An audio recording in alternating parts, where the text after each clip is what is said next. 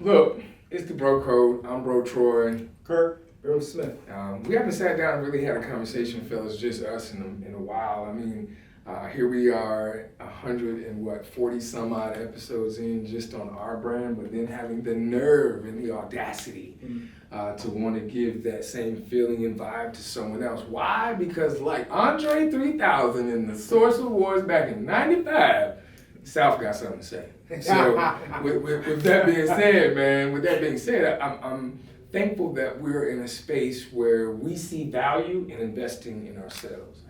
I mean, Jay, you've done it multiple times, whether it be through real estate or through vending machines or just learning your craft. Like, I admire my brother when it comes to education. You're well learned, you know. You throw up that wolf pack, and I joke with you, but as your brother, as someone that loves you, I admire the fact, and I told kids this, that you have found stick-activity in something. Education and the work that we do, Kurt, man, we know that some of the kids have lost that thirst. So to have my brother to say, you know what, I'm not just going to do it for 4 years, I'm going to go back, do it for another 2, but I'm always going to be a forever learner in whatever space I'm in. That's right. I admire that. I love that word, stick-activity. Is it a word? I don't know. You know, we make up stuff. Get that one out there. We're going to make it. We're going to put on. It's a word on the Bro Code. That's absolutely right. It's part of the experience. How you feeling though, man? I feel good, man. Life is definitely different, man. Yeah. Juggling a new baby. Baby Jacob turned 8 months. 8 months old last Friday. So between the lack of sleep, you know, trying to keep up the demands of my day job and trying to be here and present and all the work that we do, man, life is definitely different. But it's exciting. It's a whole different bunch of pressure. Yeah. I feel these days than I didn't feel in my pre-40s. Yeah. Being present. They say pressure is a privilege. Pressure is a privilege. Is that what you said? Yeah. Pressure is a privilege. Look it up. Yeah. So we know it creates diamonds. So is that really the lane that we're going? Yeah. We're saying that hard work and really being uncomfortable is where greatness happens. It brings out new layers that you wouldn't get to without it. So yeah, so invite that pressure. I'll try to keep that to myself.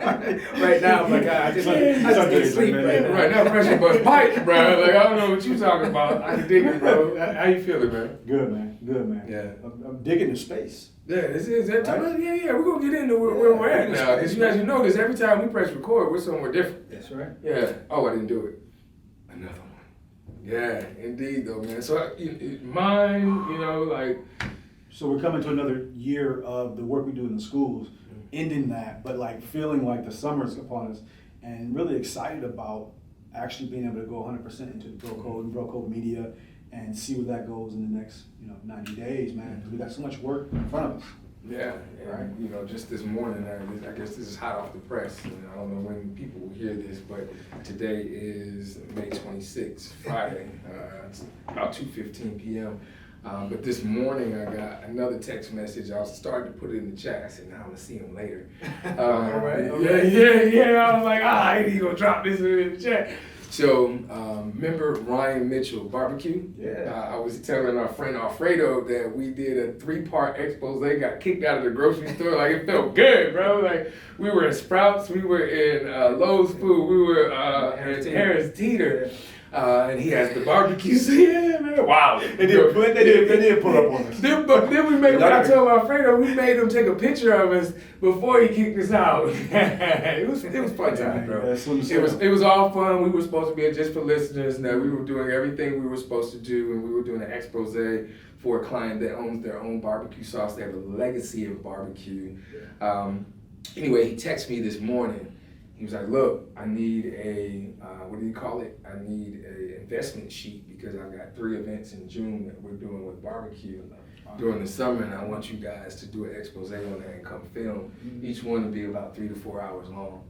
And I've already gone through one of his sauces, so... You did? Was it pretty good? What you put it on?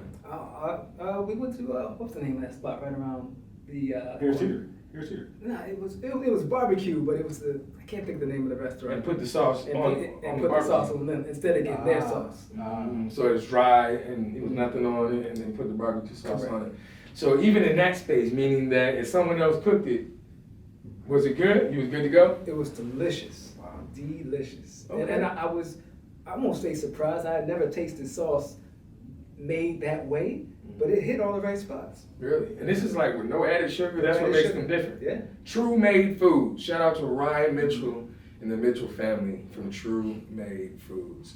So I'm curious, you said a few things. One of the things that we've always kind of continued to dive in is being present. I'm finding that more and more important in the space that I'm in.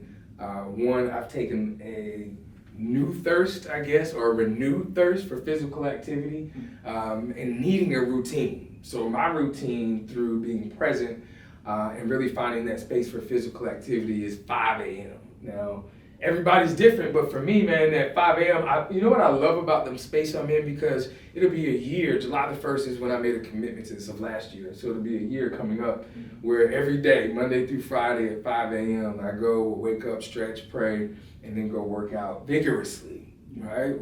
With reckless abandonment, right? And Fridays, we always do circuit training. So today, we did boxing and snatches. So 4 rounds of 5 different exercises. The whole goal is to get done with it as fast as possible. We're not competing, but we're pushing each other because there's 4 of us. And you're in my spot. I need you to move. You need to do your kettlebell swings and keep it pushing and get out of my way because there ain't but one kettlebell. Right. So I think for me, accountability in that space has been the difference maker. Now, being a year in, it's clockwork. I'm beating the alarm. Mm-hmm. So the alarm goes off at 5:05. I don't know what that extra 5 minutes is supposed to do with my life, but that's what I put the alarm to, is 5:05. But I'm waking up at 1:45. I'm waking up. And what do you guys think about that? And what is routine even something that makes sense to you to help you be present? So when we talk about that word present, what does that mean to you? And how do you live in that space? Well, for me, I'm working on my new routine all over again. Having a child definitely throws me off a little bit. Sure. Because my routine isn't exactly as systematic when his routine is changing. He's teething now, so that's a whole other world. But I'm trying to get in a space where I can get my workout in, I can drink my water, I eat when he eats, I try to sleep when he sleeps, if and when possible, and make time for family.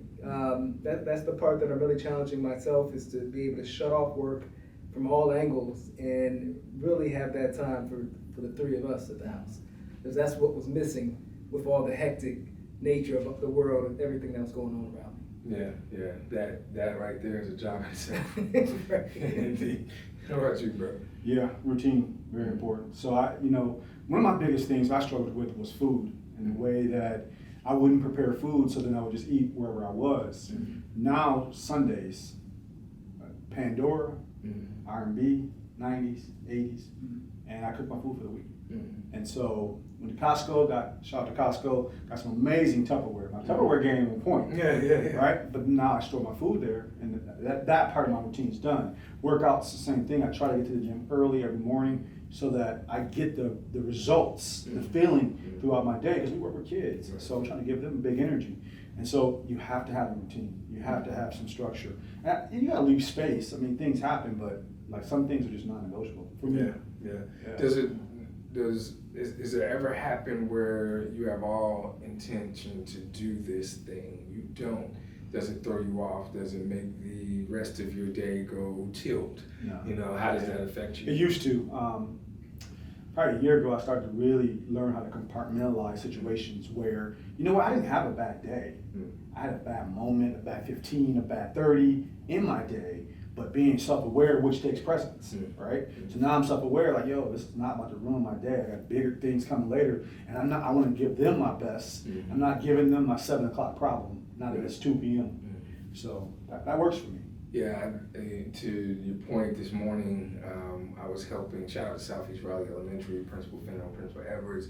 Mr. Young, he pulled me, I I was blessing the kids. I had juice and ices and bought them popcorn. At the end of the year, having some fun. Well, while we were there, they knew we have equipment. They were like, hey, they roped me in, Kurt. So I ended up recording a rap song that DK and one of the young third graders are doing about coding, and it felt good, right, to see them come alive.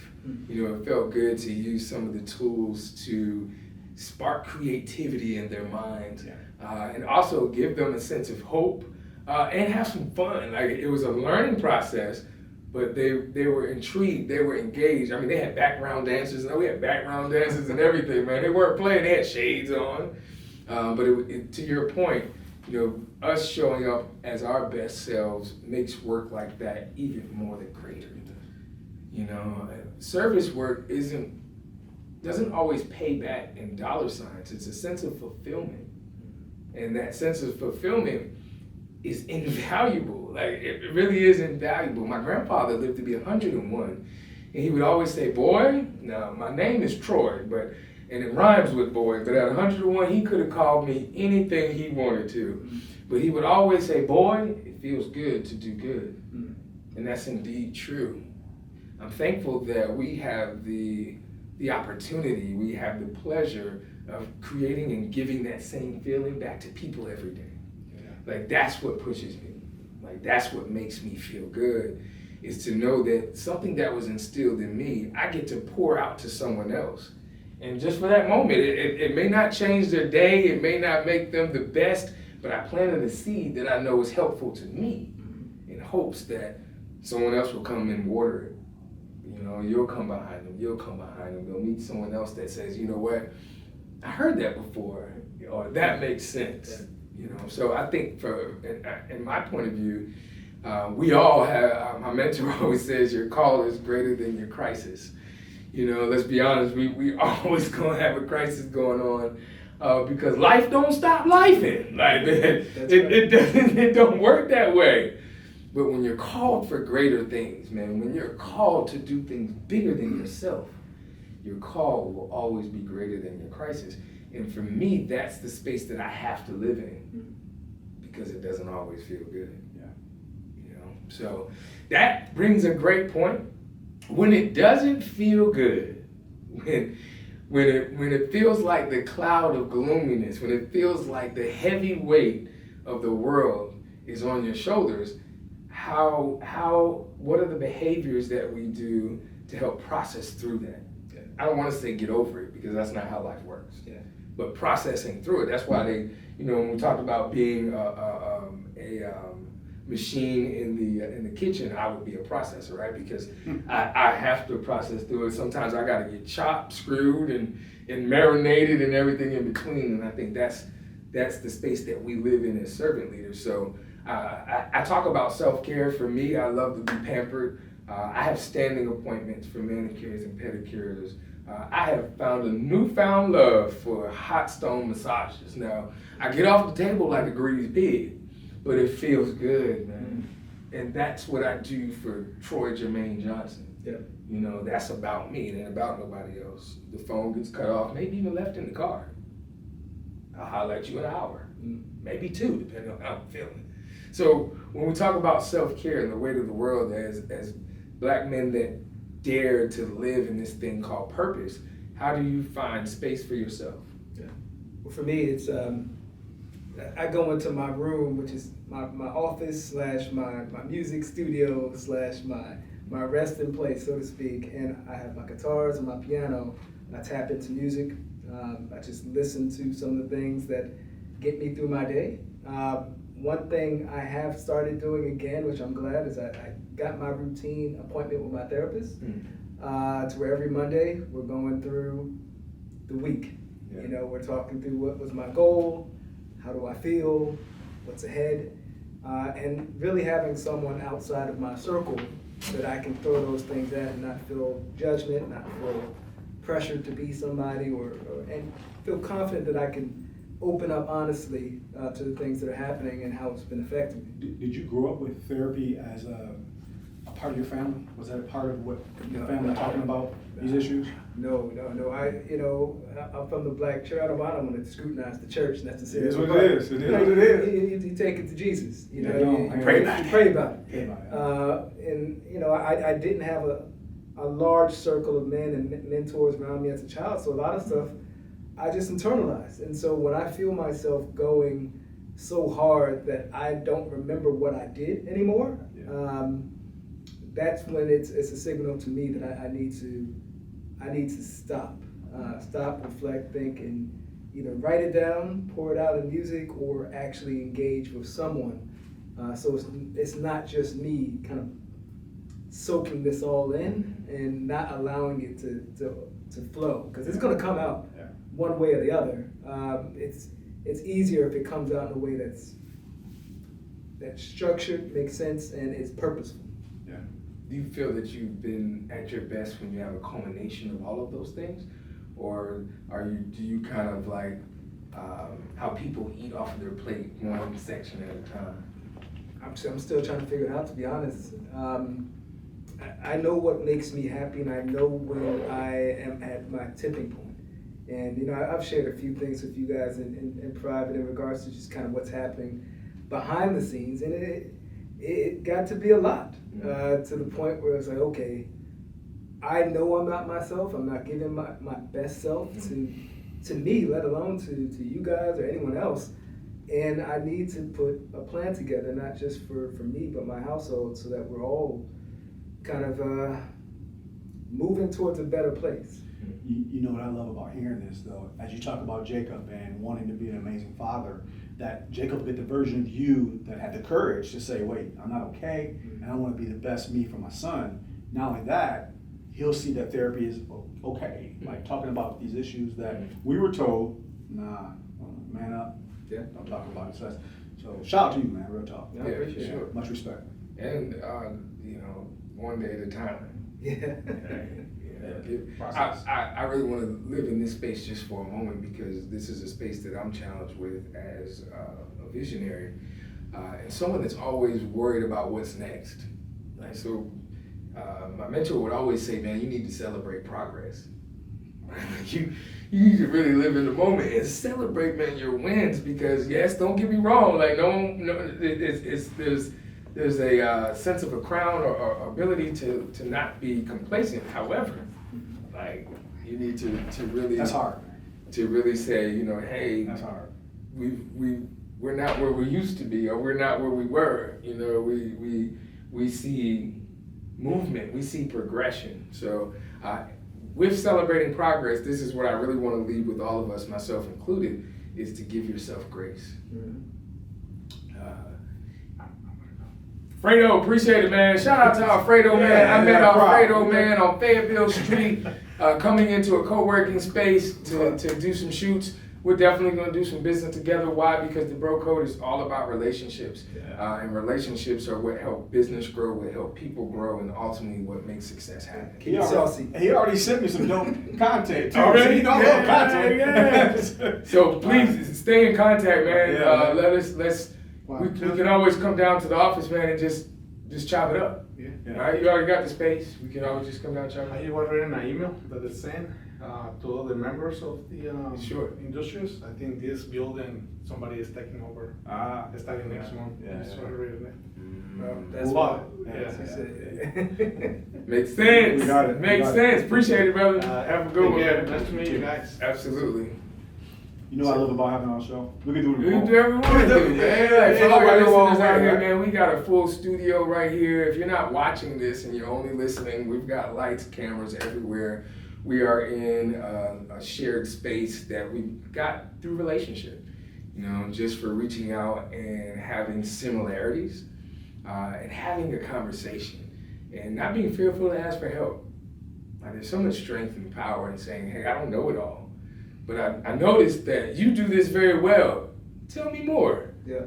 Well, I don't want to make the mistakes that they've already went through the process. Why would we jump in there and try to figure it out when they've already figured it out? And let's be clear, I haven't always been in this space. I'm still working through spaces similar to this, because there's so much strength in asking for help.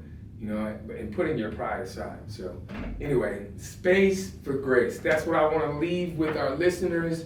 That's what I want to leave with us as a core. What's next for the Bro Code? We're continuing to partner with the city of Raleigh and other businesses, from the NAACP to different HBCUs to sexual assault organizations. Look for bigger and better things. Look for us to continue to produce shows. Shout out to Greer Webb with Blurred Lines.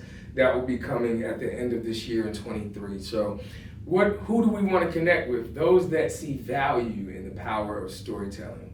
Not just in storytelling, but visual storytelling. Those that see the value in having experience. 3 bald-headed black men that are well articulate, that see value in the conversation of wellness, and are looking to partner to continue to have these conversations, these courageous conversations on all levels, whether it be from the young to the young at heart. So I'm Bro Troy, Kirk, Bro Smith, and we are Bro Code.